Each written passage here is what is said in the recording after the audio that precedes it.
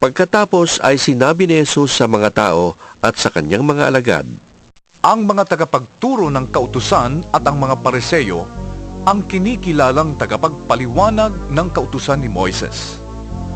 Kaya't gawin ninyo ang itinuturo nila at sundin ang kanilang iniuutos.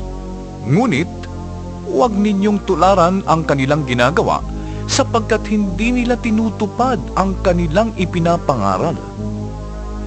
Pinagpapasa nila ng mabibigat na dalahin ng mga tao, ngunit ni daliri ay ayaw nilang igalaw upang tumulong sa pagdadala ng mga yon.